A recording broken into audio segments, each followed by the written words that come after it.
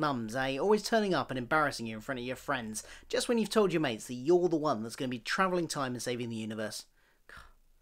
Just rude. There are so many reasons to join Starfleet. We get to reach for the stars. We get to reach for the best in ourselves. We get to reach for each other. On your mark, Commander. Ready. Hi, I'm Phil. Welcome to my channel where I talk about all sorts of geeky pop culture things that I enjoy, including weekly reviews of new Star Trek Discovery. So if that's your bag, then do click that subscribe button down below. Today we're talking about episode 10, The Red Angel, where we finally get to find out who is behind the mask. Mysteries are revealed. We are on the home stretch to the end of the season now, only 4 more episodes left. And yeah, we're on the home stretch and we're getting revelations left, right and centre in this episode. Now this episode is very much another one of the sort of chess moving type ones. There's not that much of an overall episode plot to it. The episode plot is very simple really. It's, hey, we need to capture the Red Angel. We got a plan to capture the Red Angel. We've captured the Red Angel. It's very linear, there's not that much going on with the central plot. But what we do get is lots of various little scenes with movements here and there, moving the chess pieces around the board, inching, you know, individual story arcs of characters just a little bit forward here and there. And on the whole, that works really well throughout the episode. They handle it a lot better than they do with, say, episode 3, where they did a similar thing, and it was very much an episode where they were moving things around quite a lot, setting things up for the next lot of episodes and getting things in place. This, they are clearly setting things up for the rest of the season, for the climax of the season, but it's done in a much more coherent way. Everything kind of ties back in. It's all set on Discovery. Everything kind of ties back in to the admittedly, again, very small central plot of the episode. But the things are happening nonetheless. And the flow is generally quite good, apart from 2 moments, which I will talk about in a minute. We start with Airiam's funeral, which is a lovely scene. It's brilliantly shot. We get a brilliant, lovely, beautiful even song, sung by Doug Jones in Saru's native language, to accompany the funeral, which I saw some people questioning whether or not that was Doug Jones, the actor who plays Saru, actually singing, and he has confirmed on Twitter that indeed it was. So, well done, Doug Jones. You've got a good set of pipes on you. And yeah, that scene was lovely and beautiful and well shot, and, you know, there's nothing I have to criticise that scene in this episode. But I didn't really feel the emotional impact of it that maybe I would have done if there had been more development of that character, more development of Airiam in previous episodes. In, you know, there even season 2. But hey, if we'd had some in season 1, that would have been great too. We didn't really get anything from her until the episode where she died. So, and I said this in my review of last week's episode, that was a flaw in the just general planning of the series. And yet last week's episode, they managed to make her death scene hit me emotionally, even despite the fact that I hadn't got that much attachment to her. So that just goes to show how good last week's the death scene was, that they managed to pull on my heartstrings despite that. But this doesn't have... It's good, it's lovely, it's beautiful, it's well shot and everything, but because I think it's a much more slower scene, it's a lot more sort of ethereal emotions that I think you need to be fully invested in the character to really appreciate that. And I don't think anybody would be, because we hadn't seen really enough from her at all. Then we're on to a briefing, an actual briefing in a briefing room, which is nice, as opposed to on the bridge. And we get Tilly stumbling in, and they're talking about the events of the last episode and Control, and is it still a threat? Is it just lying dormant somewhere? They're, you know, going through the, you know, they're having a briefing. It's nice to see. And then we get Tilly stumble in, as she does, often quite annoyingly, but here I quite like it, because there's a nice little meta moment where she says sorry for not knocking, and then says, but is there really any point, because these doors just tend to open by themselves most of the time. Which is a lovely little meta thing, because it's something that I think Star Trek fans have noticed over the years that sometimes, doors just open as people approach them, and like, that's the captain's ready room. Why would you not knock? Well, that's a briefing. That's a private meeting, and there just seems to be a bizarre system in place, and fans have been noticing it for years. Tilly highlights it there. She's the voice of us in that situation, and I quite liked it. The information she's come to deliver is that the biosignature has been discovered for the Red Angel, and that biosignature is Burnham. Shock horror. But this is right at the beginning of an episode. We've still got 4 episodes left to go. It was painfully obvious that it wasn't actually going to be Burnham in the suit, but that was the supposition they were going for throughout the whole episode. So we just, kind of had to go with it. But I think it was obvious. It was obvious it wasn't going to be Burnham. The second they said if it was going to be Burnham, they would have left it to a much more key point to reveal that information, a much more dramatic point to reveal that information. Where they revealed it, it was just obvious that that wasn't big enough a moment for it to actually be true. So it was obvious at that point that it wasn't going to be Burnham. But it did lead to some nice little moments between Burnham and Spock. They've had this kind of slightly adversarial relationship over the last few episodes. Spock is kind of still a bit hurt about, as hurt as Vulcans can be, but, still resentful, I think, of Burnham abandoning them as a child and those hurtful comments that she made to him. And, Burnham is resentful to Spock for being resentful to her, and it's a bit of a messy situation. They have these nice little moments where they made little jabs at each other, little verbal jabs, little verbal wordplay at each other. And I'm really liking that. I'm liking the interaction that we're getting between these two. And we get a bit more of it here. Spock gets all the sort of really nice jabs here. When Pike, acting on this information that Tilly has brought, says, what? So Burnham is taking it upon herself to save the universe? Spock says that supposition fits her emotional profile. A very little jab there, and seeing Burnham's reaction was nice as well.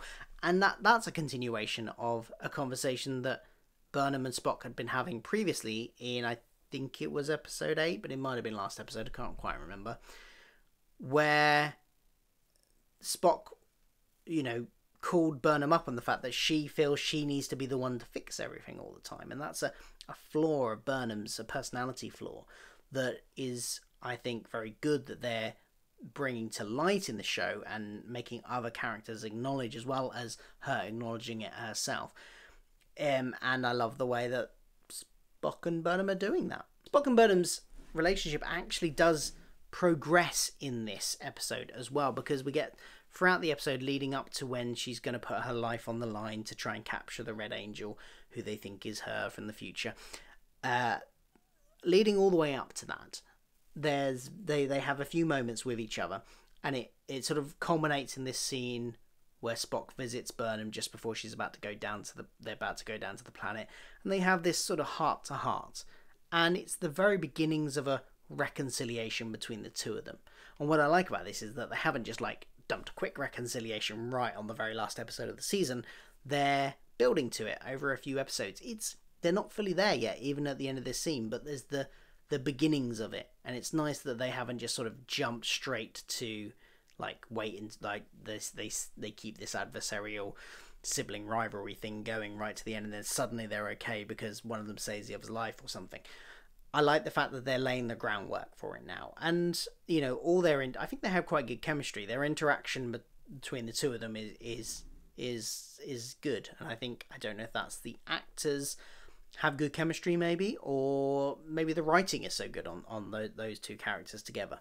But I'm enjoying most scenes that we get to see both of them. So I mentioned that we get some other little character moments that move other things around for other characters. We get some nice stuff with Culber as well. Him and he goes to see Admiral Cornwell as well, because she used to be a psychiatrist, I think it was, or therapist or something. And that's a nice scene. I quite like that. It's a little bit of advancement and a different angle on how he's dealing with being back, and how he's dealing with feeling his different feelings towards Stamets now. Because we've always sort of seen Culber since he came back in situations where he's either dealing with Tyler directly, one-on-one, actually interacting with, or he's interacting with Stamets. It's quite nice to be able to get an episode where we see him sort of away from both of them and having to talk about what he's going through to somebody else. It's nice to get that angle on it. We also get Saru, which isn't so much an advancement on his arc, but it's another little example of it, because he has that confrontation with Leyland. Leland? Is it Leland or Leyland? Doesn't matter. He has that confrontation with him, and you get to see that sort of more bold, more aggressive, slightly more aggressive, more fearless Saru that he is now since losing his ganglia and going through that process, that evolutionary process. And it's good to check that in every once in a while, because I think it's really easy for Trek, especially old Trek used to do this all the time. They'd have something really dramatic happen to a character and then it kind of get forgotten and it wouldn't be, referenced that much. They did sometimes, reference back to stuff that had changed people, but on the whole, it didn't happen as much as it probably should have and would have been more realistic too. So it's nice that in this more sort of serialized Trek world that we've got now, that we get little moments like that kind of feel like a natural flow from what's happened to characters in episodes before. And of course, we get a big revelation about way before Mom turns up. We get a big revelation about Burnham's parents, because we find out that the Leland's involvement with Burnham's parents' death, which was hinted at several, I can't even remember which episode it was, but it was a while ago now. That we find out what that was, and it was a surprise actually. I found myself, because I had kind of assumed that he had been maliciously involved in some way, like he'd maybe as Section 31, they had wanted to provoke the Klingon War and therefore did something that provoked that Klingon attack. Or, there was some kind of more malicious intent behind it. But what we instead got was negligence. It was Leland being negligent. So I think that's an interesting way to go, and a better way to go, because it stops him being a mustache twirling villain. He has shades of grey. He has, and he seemed to be actually regretful about that. So that was quite nice too. Whether or not he actually really is regretful is another question.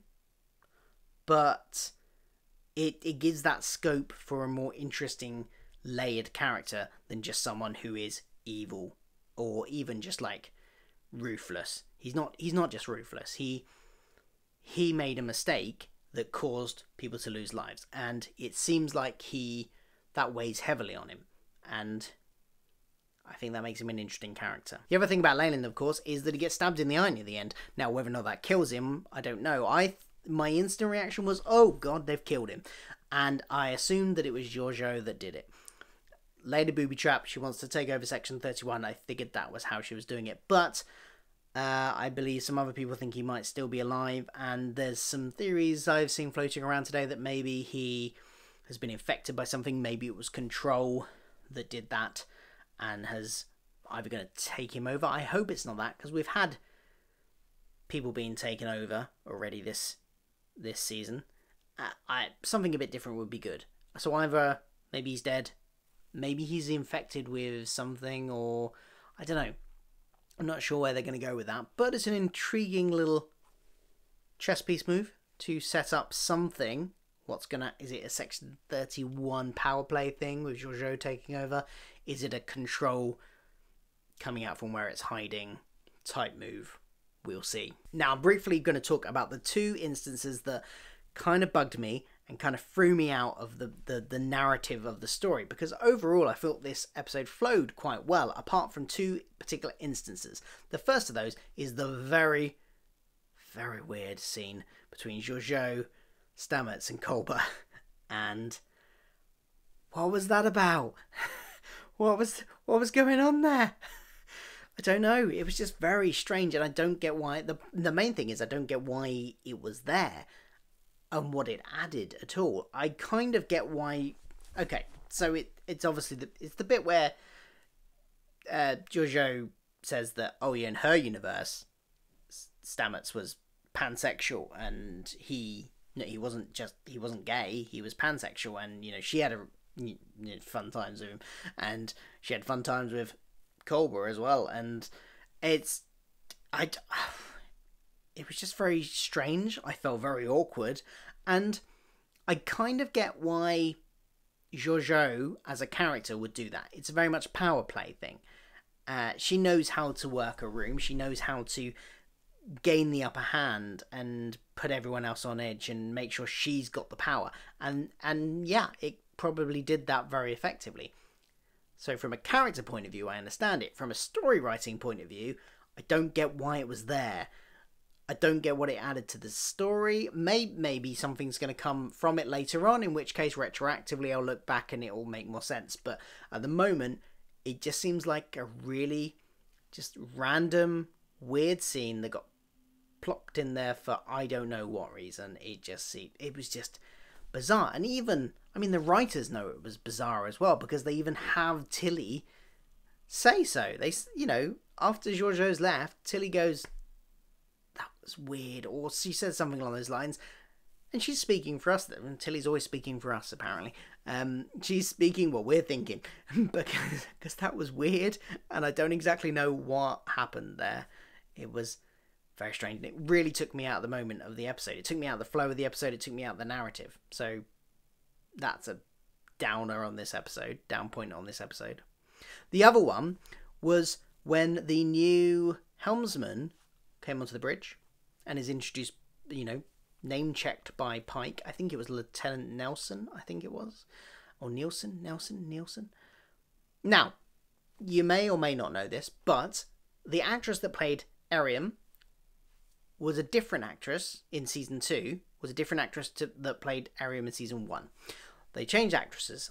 I'm not entirely sure why. It might have something to do with the makeup. Maybe the original actress didn't like it. But the original actress's name was, I have it here, Sarah Mitic.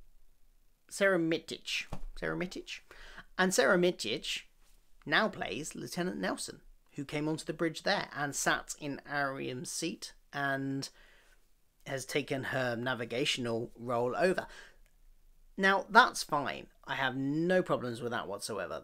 That's a nice little nod, But what was really strange was the way they presented that in the episode. She comes on, Pike name checks her, and then we get this sort of series of shots of all of the bridge crew giving knowing smiles over to her or something. Or even almost like they're smiling at us, going like wink wink, nod nod, yeah, that's the one that used to play Ariam, and she's back. It felt like a fourth wall break. It was so...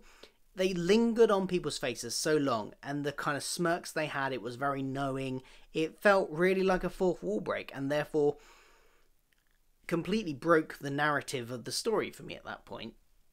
And hey, look, I love a fourth wall break in something where it fits. I love Deadpool. I love stage plays with fourth wall breaks. It does not fit in Star Trek. It doesn't work. So yeah, that really threw me. So those two moments were really down points on the episode for me.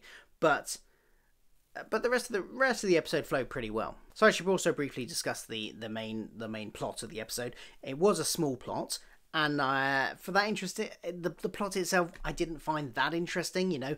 Oh look, we're going to build something. We're going to work out how to capture the Red Angel, work out where she is, and then we've got to build this thing, and then capture her in it. And yeah, it's all right, but it's not that interesting really as a plot.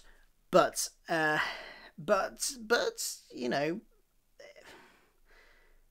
think it did what it needed to do. It got us. It was a movie. Like I said, this is very much a moving chess pieces episode, and this was just kind of a getting us somewhere. It was getting us to the point where we had the Red Angel, and that's fine. What I didn't like about it, the logic behind some of the assumptions they made. So Burnham and everyone else thinks that the Red Angel is future Burnham, in which case they should stop telling Burnham the plan, because future Burnham would then know the plan. The future Burnham would know that they have someone ready to rush in and resuscitate her, so that she's not really in danger.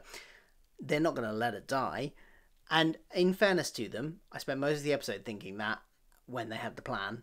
And then, Spock comes through and actually has the same point. And that's why he holds people at gunpoint, to actually put her in actual danger. She might actually die. And so they kind of dealt with that one. But there's still another logical, at least I think there is, another logical flaw to it, in that the Red Angel also knows she's going to be captured. So if it was Burnham, which, moot point, it wasn't Burnham, but if it was, she would also know she's going to be captured because she knows the plan, and they don't hide anything about the plan from Burnham. So she knows all the tech details, she knows everything, she has access to everything. So I don't believe that there is not a way that the Red Angel, if it had been Burnham, couldn't have, because it would have known what they were planning, couldn't have somehow subverted the trap. I mean, it's all a moot point because it wasn't Burnham, but you'd thought somebody would have thought of that, and then really they should be hiding the details of the plan from Burnham herself for that very reason, but they didn't. But it wasn't Burnham, so never mind. And the other thing that bugged me was time crystals. I know, they've been in season 1. Harry Mudd had some to use in his, episode where he does the time Groundhog Day thing, and that is one of my favourite episodes of season 1. I loved that episode. It was brilliant. So funny. But it's the fact that they're called time crystals. It still bugs me. It bugged me then, it bugs me now. It sounds like some kind of magical crystal, doesn't it? It sounds like something from Harry Potter. It sounds like fantasy rather than science fiction. Hey, let's go get the time crystals. Whoa. This is one instance where adding time to it in front of something didn't make it cooler, Tilly. Didn't make it cooler. But the good things about that whole scene were, I think it was the bit where she was actually in danger, where she was suffocating, was very well done. The sort of sound design on it was brilliant. You could hear her. They really sold her being on near death and sold the suffocation there. Both the actress did, in the way that she looked and the way she acted and the way she was squirming around all over the place, and the visual effects, the sound, everything there worked really together to really sell that. And it was generally a tense moment. And yeah, of course, Burnham's not going to die, but it was nevertheless very tense, and I think they sold that brilliantly well. And then of course we find out it's her mum. Wow. I did not see that coming. I don't think anybody saw that coming. I did not see a single theory around the internet saying, hey, what if it's Burnham's mum? And I don't know how I feel about it. Honestly, I generally don't know, because I hadn't even thought about it before. I hadn't even considered that it might be her mum. I don't have any sort of preconceptions about it.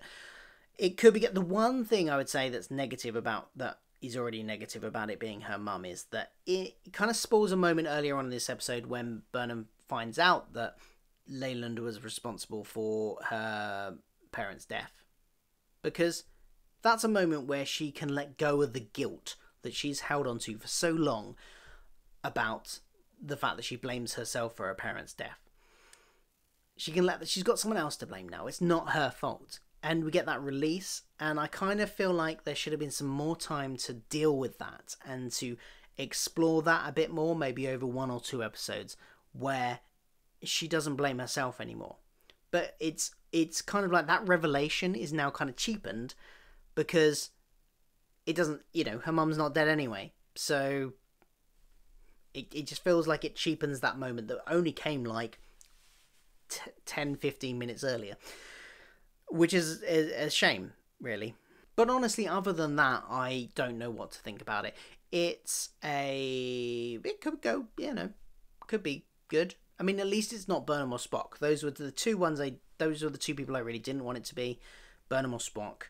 So, good that it's not them. Overall, this episode was, like I say, very much a moving things around episode. The actual plot of the episode was very meh. I mean, there wasn't much to it, and the moving around happened, the moving of the chess pieces happened, and it was done relatively well, and for the most part the flow was maintained apart from those two really glaring instances which really took me out of the moment. What do you think of it? Let me know in the comments below, because I'd love to hear what you think of this episode. What did you like? What did you not like? What do you think about it being Burnham's mum? What are your theories about what's going to happen next? Let me know all that in the comments below. And I'll be back next week for another Star Trek review. So don't forget to like, share, subscribe, all that jazz. And in the meantime, you can check out some of my other videos if you have the time and the inclination. That one's another Star Trek review. That one is something else that YouTube thinks you might like. So check those out. And in the meantime, I will see you next week, hopefully. Bye-bye.